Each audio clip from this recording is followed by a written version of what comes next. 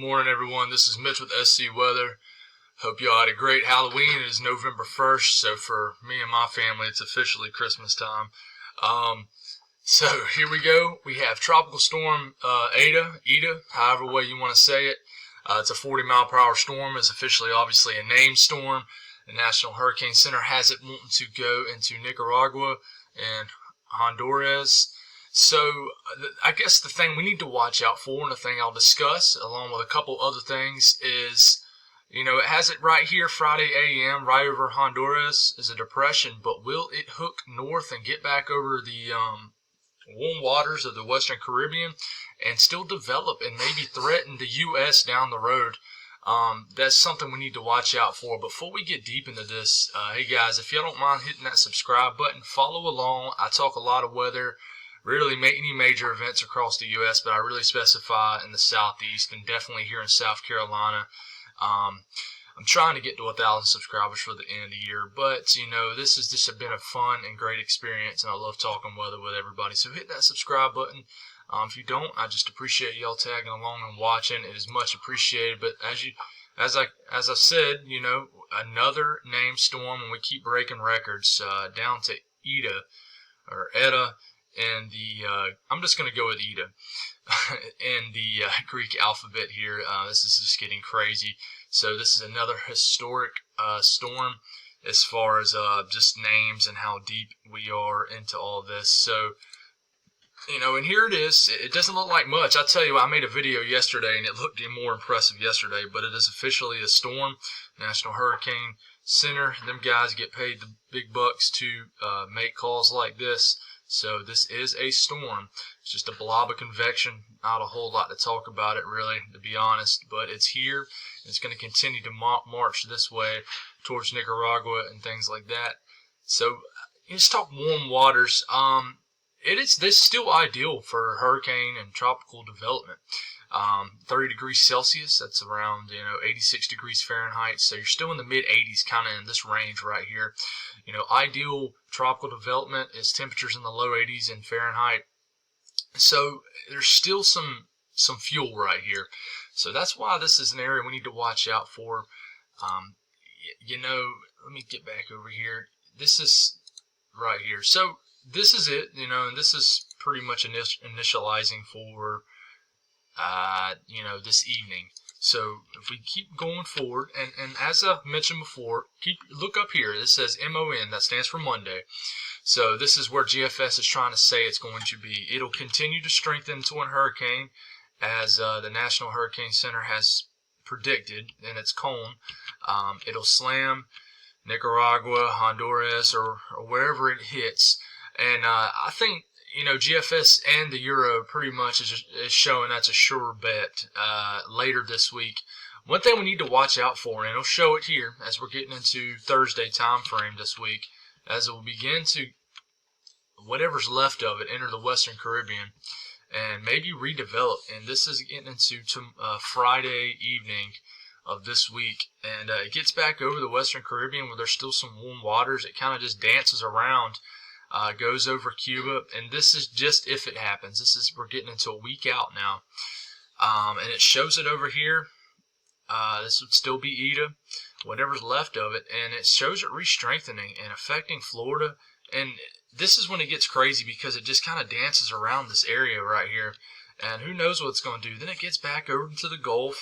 What's it going to do over there? The Gulf has cooled down a little bit, but it's still around. We're getting into 240 hours out, and we still have some kind of system here in the Gulf, according to the GFS. And as I've mentioned in the last video, the GFS has actually done pretty well in the medium range as far as hinting out tropical development further out in the runs.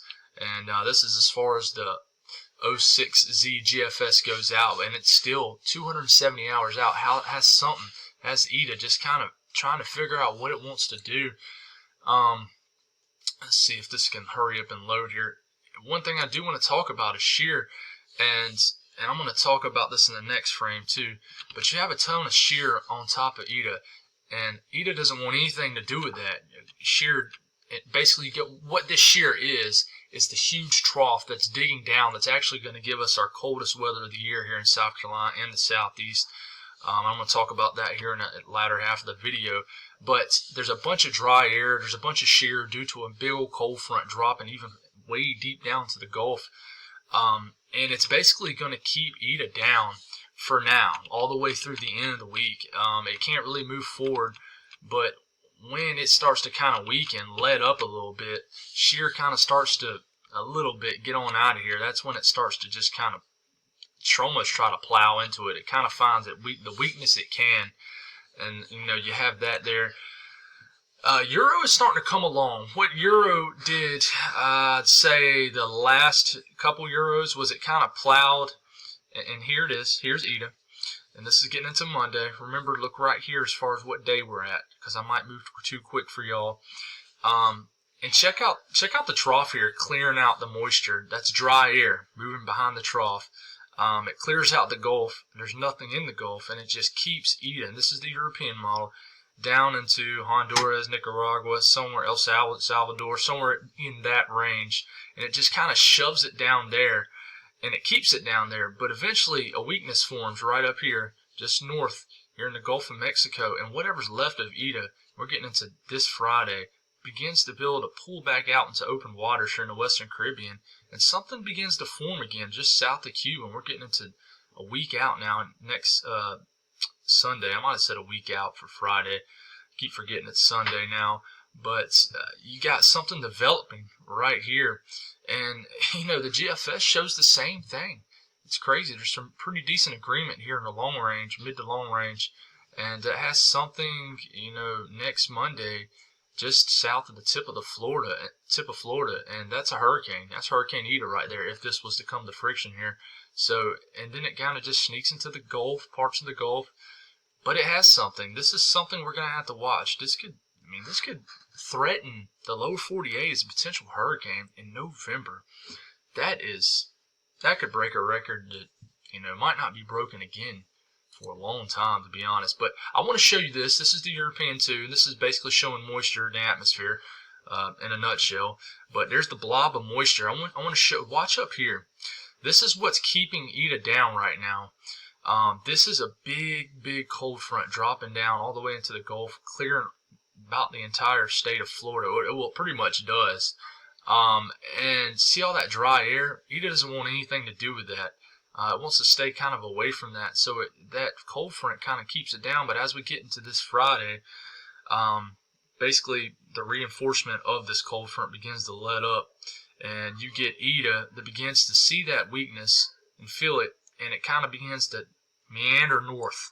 And this is what these things do in the latter half of hurricane center. They like to go north over the Caribbean. And whether they get out here in the Atlantic or sneak into the Gulf, we don't know. This is getting far out. But this is something that could really potentially threaten the U.S. again. Florida, need to watch out. Y'all dodged some bullets.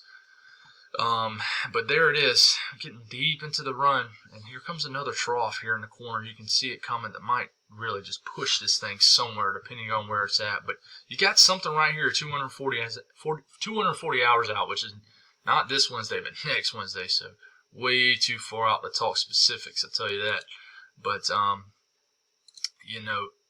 that's pretty much, all we can really talk about with Ida, because that's really all we know. We know it's due to the National Hurricane Center saying, we know it's going to probably slam Nicaragua, and Honduras is probably a low-end hurricane, something like that. But, it seems like these hurricanes have been verifying on the high end lately. So I wouldn't be surprised if this strengthens a little bit more than what they think. There's already hurricane watches out for the coast of Honduras and Nicaragua here. And like I said, this little area right here, when whatever's left of Ida gets back over to Western Caribbean right here, that's when we really need to watch what's going to happen.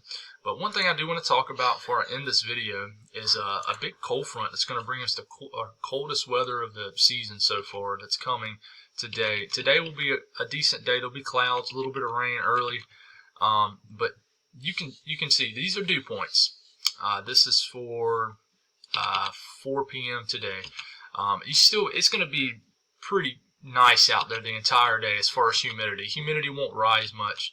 But look at this reinforcement from the cool air we had a couple days, about 36 hours ago. This reinforcing cool air is going to bring our lowest dew points, which is our driest air, and our coolest temperatures. These aren't temperatures; it's not going to be in the 20s for South Carolina, but this is a huge cold front that's going to bring low dew points, maybe all the way into Miami.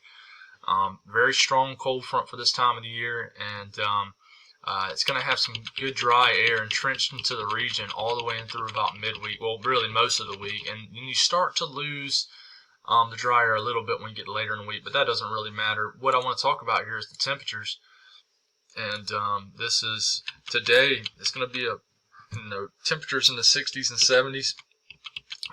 Rise decently ahead of the cold front, but check out the cool air coming behind this cold front tonight. I think we'll get our first freezes in areas of North Carolina that haven't had it. I do think we'll get our first freezes maybe in places like Greenville, Spartanburg, and things like that. Potential frost in the upstate of South Carolina. I think we'll get our first widespread 30 degrees, sub 40 degree temperatures in a lot of the state, honestly. And it'll be a chilly night tonight. And then tomorrow will just be a flat out chilly day. The NAM wants to say the high temperatures won't get out the low to mid 50s, but I think it'll be a little warmer than that. But I do think a chunk of the state tomorrow for our Monday will not get out the 50s. It'll feel like a winter day. Beautiful conditions. No clouds, or it won't be dreary, but definitely a cool day. This might be hard to see, guys, but basically what I want to show you here is, see those little purple areas? This is a whole chunk of the mid-south and southeast that have freeze warnings, so they're going to get their first freezes of the season. The light blue right here in the Piedmont and areas of the North Carolina and the foothills and things, those are freeze watches, which will probably be upgraded to freeze warnings. But I do think some freeze and frost advisories will be posted for the upstate of South Carolina later today from Greenville, Spartanburg, and possibly National Hurricane Center here in National Weather Centers here in Columbia. But that's all I got, guys. It might become an active week this week. The weather could be interesting. Sorry I was not very active during Zeta. I had to take a little break. But I'm going to gradually start working my way into this again. And I appreciate y'all watching. Y'all have a blessed Sunday.